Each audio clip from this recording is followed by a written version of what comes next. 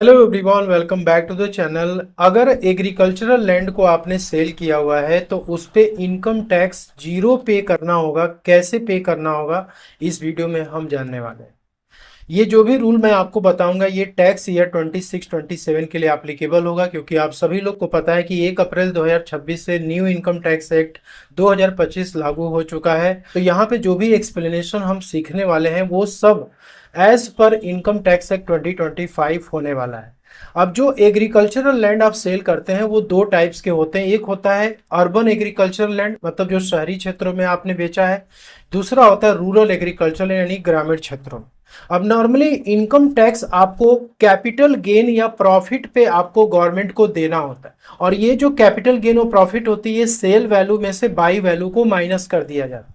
मतलब कितने में आपने उसको बेचा और कितने में आपने खरीदा था, दोनों का डिफरेंस से ही प्रॉफिट होता है और इसी पे टैक्स की कैलकुलेशन होती है।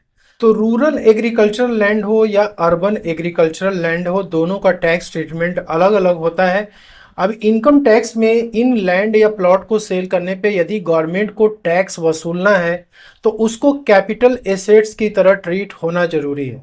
यदि रूरल एग्रीकल्चर लैंड की बात करें तो इनकम टैक्स में इसे कैपिटल एसेट्स नहीं माना जाता है। तो जब ये कैपिटल एसेट्स ट्रीट किया ही नहीं जाता है तो इस पे जो भी शॉर्ट टर्म कैपिटल गेन हो या फिर शॉर्ट टर्म कैपिटल गेन का रेट हो या फिर इसकी होल्डिंग पीरियड हो लॉन्ग टर्म कैपिटल गेन के लिए, ये अप्लाइड नहीं होती। तो सीधी सी बात है कि जो रूरल एग्रीकल्चर लैंड है वो टोटली एग्जेम्प्ट है, उस पर आपको टैक्सेस पे नहीं करना है।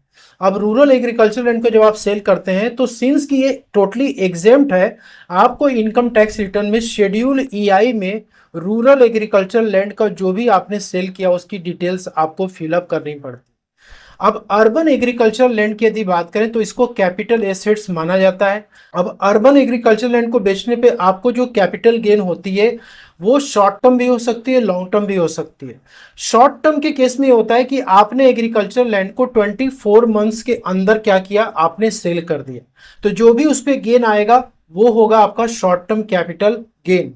अब शॉर्ट टर्म कैपिटल गेन जो होता है वो स्लैब रेट से टैक्सेबल होता है। अब स्लैब रेट यदि आप देखें न्यू टैक्स रेजिम में, जो कि टैक्स ईयर 26-27 के लिए भी एप्लीकेबल है, कि 4 लाख रुपए तक यदि आपकी एक गेन आती है तो उस पर जीरो टैक्सेस है। 4 से 8 के बीच में 5% है, फिर 10%, 15%, और यहाँ पे यदि 24 लाख रुपीज के ऊपर यदि आपकी प्रॉफिट मार्जिन चली जाती है तो 30% का रेट एप्लीकेबल है। यहाँ पे एवरी 4 लाख जो आपकी इनकम बढ़ रही है अर्बन एग्रीकल्चर लैंड को बेचने पर, उसमें 5% का रेट क्या हो रहा है, इंक्रीज करता जा रहा है। यहाँ पर यह है कि ये जो 12 लाख तक की जो लिमिट है यहाँ पे 60,000 रुपीज टैक्सेस आते हैं। इस पे जो भी टैक्सेस आएंगे वो 87A में कवर्ड होंगे और आपके टैक्सेस नील हो जाएंगे। तो अर्बन एग्रीकल्चर लैंड का जो कैपिटल गेन है वो स्लैब रेट से टैक्सेबल होता है। अब लॉन्ग टर्म कैपिटल गेन की यदि बात करें, यदि आपने उस एग्रीकल्चर लैंड को 24 मंथ्स के बाद आपने सेल किया हुआ है तो ऐसे केस में जो आपके गेन होंगे वो लॉन्ग टर्म कैपिटल गेन कहलाएंगे। अब लॉन्ग टर्म कैपिटल गेन में क्या होता है कि आपको गवर्नमेंट दो टाइप्स के रेट्स देती है। एक रेट होता है 12.5% विदाउट इंडेक्सेशन, और सेकेंड होता है 20% विद इंडेक्सेशन। दोनों में कंपैरिजन आपको करना है, दोनों में से जो कम होगा उसी के अकॉर्डिंग गवर्नमेंट आपसे टैक्सेस लेती है। अब यहाँ पे टीडीएस ऑन सेल की बात करें, यदि अर्बन एग्रीकल्चर लैंड आप बेच रहे हो तो जो बायर है उसकी रिस्पॉन्सिबिलिटी हो जाती है कि वो टीडीएस डिडक्ट करे। अब इनकम टैक्स एक्ट 2025 के अनुसार जो सेक्शन है टीडीएस का वो चेंज हो चुका है। सेक्शन 393 में आपको टीडीएस काटना है। और यहाँ पे ये कि यदि जो भी लैंड की वैल्यू है वो 50 लाख या 50 लाख रुपीस के ऊपर यदि है तो 1% के रेट से एक बायर जो होगा वो टीडीएस डिडक्ट करेगा और गवर्नमेंट को डिपॉजिट करेगा। यहाँ पे यदि आप शॉर्ट टर्म और लॉन्ग टर्म का एग्जांपल आप देखो, ये मान लो आपकी डेट ऑफ परचेज हो गई, ये डेट ऑफ सेल हो गया, और आपकी ये एक्चुअल वैल्यू हो गई, स्टैम्प ड्यूटी वैल्यू हो गई। स्टैम्प ड्यूटी वैल्यू बहुत ही इंपॉर्टेंट होता है क्योंकि इसी के आधार पे आप गवर्नमेंट को टैक्सेस पे करते हो, और ये आपके एग्रीमेंट में भी ये स्टैम्प ड्यूटी वैल्यू मेंशन होता है जो कि सर्किल रेट के अकॉर्डिंग कैलकुलेट किया जाता है। तो यहाँ पे सेल वैल्यू में से बाई वैल्यू को आप माइनस कर दोगे तो कैपिटल गेन आ जाएगा। तो यहाँ पे मान लो कि आपने 2024 में खरीदा था, अब उसको 2026 में आपने अप्रैल में 10 अप्रैल को आपने बेच दिया, तो सिंस के 24 मंथ्स के अंदर आप सेल कर रहे हो तो यहाँ पे आपकी शॉर्ट टर्म कैपिटल गेन हो जाती है। तो यहाँ पे जो सेल वैल्यू आपकी 60 लाख रुपीस आ रही है उसमें से बाई वैल्यू 53 लाख को माइनस कर देंगे, तो ये आपकी short term capital gain 7 lakh rupees की आ जाती है। यहाँ पे जो सेल वैल्यू निकालने का तरीका है इनकम टैक्स में, वो एक्चुअल वैल्यू और स्टैम्प ड्यूटी वैल्यू दोनों में से जो ज्यादा होता है उसको सेल वैल्यू यहाँ पे लिया जाता है। और सेफ हार्बर रूल के अकॉर्डिंग 10% इस एक्चुअल वैल्यू में आपको प्लस कर देना है। यदि आपका वहां तक आता है स्टैम्प ड्यूटी वैल्यू, तो ऐसे केस में आपको एक्चुअल सेल वैल्यू ही क्या करनी है, सेल कंसिडरेशन के तौर पे ट्रीट होगा।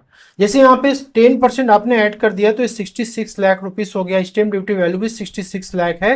तो ऐसे केस में हम स्टैम्प ड्यूटी वैल्यू को काउंट नहीं करेंगे, हम एक्चुअल वैल्यू को ही यहाँ पे कंसिडर करेंगे। यहाँ पे 55 लाख सेल वैल्यू हो जाएगी, इसमें से बाई वैल्यू को आप माइनस कर दोगे तो ये लॉन्ग टर्म कैपिटल गेन हो जाएगा। क्योंकि यहाँ पे 2022 में मान लो आपने खरीदा, 2026 अप्रैल में आप इसको बेच रहे हो, तो ये आपका 24 मंथ से ज्यादा हो जाता है। ठीक है। अब यहाँ पे क्या है कि शॉर्ट टर्म और long term capital gain calculate हो जाती है। अब यहाँ पे जो टीडीएस का मैंने आपको बताया था कि यदि आपकी सेल वैल्यू 50 लाख रुपीस है उससे ज्यादा की है, जैसे यहाँ पे पहले केस में क्या है कि 50 लाख रुपीस के ऊपर क्रॉस कर चुका है, सेकेंड में भी 50 लाख रुपीस के ऊपर क्रॉस कर चुका है, तो यहाँ पे 1% के रेट से टीडीएस जो है डिडक्ट होगा और ये बायर क्या करेगा, गवर्नमेंट को आपके पैन नंबर पे डिपॉजिट करेगा। तो एक सेलर को अपनी इनकम टैक्स रिटर्न फाइल करनी होगी, उसके बेसिस पर ही वो इस टीडीएस रिफंड को क्लेम कर पाएगा। तो अगर आप ये चाहते हो कि अर्बन एग्रीकल्चर लैंड को बेचने पे जो भी प्रॉफिट हुई है उस पे हमको जीरो टैक्स पे करना पड़े, तो आपको यहाँ पे सबसे पहले सेक्शन 83 को फॉलो करना पड़े। यहाँ पे से पहले सेक्शन 54B हुआ करता था, ये बेसिकली एग्जेम्पशन का सेक्शन है। मतलब कैपिटल गेन पे आपको एग्जेम्पशन गवर्नमेंट देती है इस सेक्शन में कि आपके जो टैक्सेस आ रहे हैं कैपिटल गेन पे वो जीरो हो जाए।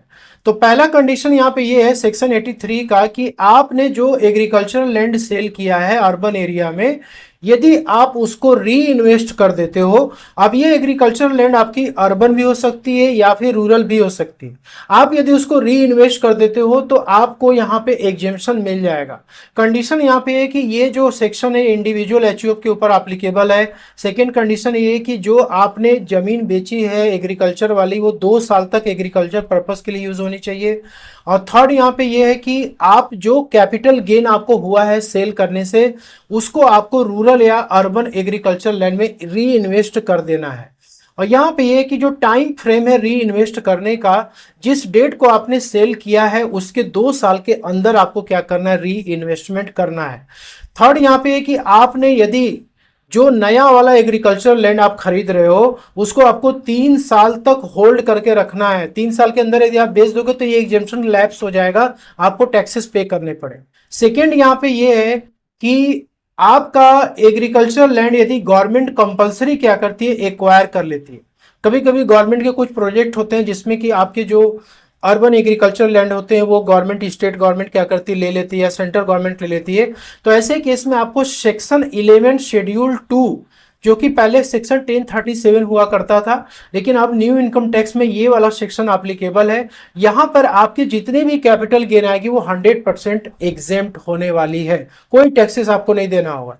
कंडीशन यहाँ पे ये है कि 2 साल तक ये एग्रीकल्चर पर्पस के लिए यूज होना चाहिए और इस सिर्फ इंडिविजुअल एचयूएफ ही इसका बेनिफिट ले सकते हैं। अब यहाँ पे जो थर्ड सेक्शन है कैपिटल गेन टैक्स को जीरो करने का, वो सेक्शन 85, पहले ये सेक्शन 54EC हुआ करता था। तो आपने जो भी जमीन बेची है उसको आपको क्या करना है, कुछ स्पेसिफिक बॉन्ड में आपको इन्वेस्ट करना है और सिर्फ लॉन्ग टर्म कैपिटल गेन के केस में ही एप्लीकेबल होगा। बॉन्ड का मतलब आरईसी, एनएचआई, ईडा, पीएफसी, आईआरएफसी के बॉन्ड्स में आपको इन्वेस्टमेंट करना है और सभी टैक्स पेयर इसके लिए एलिजिबल है। आपको कैपिटल गेन इसमें इन्वेस्ट करना है, 6 मंथ्स के अंदर आपको इन्वेस्टमेंट करना है इन बॉन्ड्स में और मैक्सिमम 50 लाख तक ही आप इसको इन्वेस्ट कर सकते हैं। 5 साल का लॉक इन पीरियड यहाँ पे होता है। यदि आप इसको फुलफिल करते हो और आपकी कैपिटल गेन चाहे जो भी आगे रखी है यदि वो 50 लाख के अंदर है तो वो 100% टैक्स फ्री हो जाएगी, जीरो हो जाएगा। और इसके बाद लास्ट यहाँ पे सेक्शन 86 जो कि पहले 54F हुआ करता था। अब यहाँ पे ये कि फर्स्ट, सेकेंड और थर्ड आपके ऊपर एप्लीकेबल नहीं है, तो आप उस जमीन को जो आपने बेचा है उस पैसे को आप क्या कर सकते हो, किसी रेजिडेंशियल हाउस में आप इन्वेस्टमेंट कर सकते हो। ये एग्जेम्पशन सिर्फ लॉन्ग टर्म कैपिटल गेन पे ही मिलती है और जब आप इसको रेजिडेंशियल हाउस प्रॉपर्टी में इन्वेस्टमेंट करने जा रहे हो तो आपके पास एक से ज्यादा रेजिडेंशियल प्रॉपर्टी नहीं होनी चाहिए। मैक्सिमम यहाँ पे 10 करोड़ रुपए तक ही आप एग्जेम्पशन ले सकते हो। अब यहाँ पे ये है कि आपको यदि एग्जेम्पशन लेना है तो आपको जितना भी सेल वैल्यू है उसको आपको री इन्वेस्ट करना हो। ठीक है। ऊपर में आपने कैपिटल गेन देखा था री इन्वेस्ट करने के लिए, लेकिन यहाँ पे आपको सेल वैल्यू इन्वेस्ट करनी है। यदि आप पूरा पूरा सेल वैल्यू इन्वेस्ट कर देते हो रेजिडेंशियल हाउस में, तो उस केस में आपका ये 100% टैक्स फ्री हो जाएगा।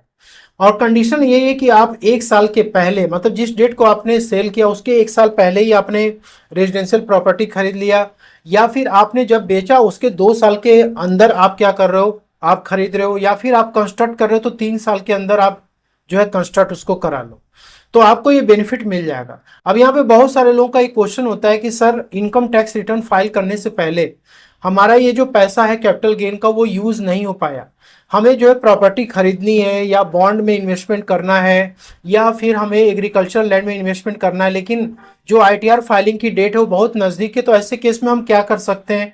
ऐसे केस में आप कैपिटल गेन अकाउंट स्कीम में पब्लिक सेक्टर बैंक में जाकर के आप इस स्कीम के तहत इस पैसे को कैपिटल गेन अकाउंट में आपको डिपॉजिट कर देना। जब आप कैपिटल गेन अकाउंट में डिपॉजिट कर दोगे तो आप उसी पर्टिकुलर ईयर में ही क्या करोगे, आपको एग्जेम्पशन मिल जाएगा, लेकिन आपको इस कैपिटल गेन अकाउंट से पैसा निकाल करके आपको प्रॉपर्टी में इन्वेस्टमेंट करना पड़ेगा। यदि आप नहीं करते हो तो आपका ये एग्जेम्पशन लैप्स हो जाए। तो रूरल एग्रीकल्चर लैंड हो या अर्बन एग्रीकल्चर लैंड है, दोनों का कॉन्सेप्ट आई होप कि आपको क्लियर हो गया होगा। फिर भी यदि आपको कुछ डाउट है तो कमेंट में पूछ सकते हैं। मिलते हैं अगले नेक्स्ट वीडियो में। और यदि आपको ये वीडियो पसंद आई है तो इसे लाइक शेयर जरूर करें, चैनल पर नए हैं तो सब्सक्राइब। मिलते हैं अगले नेक्स्ट वीडियो में। Thank you so much.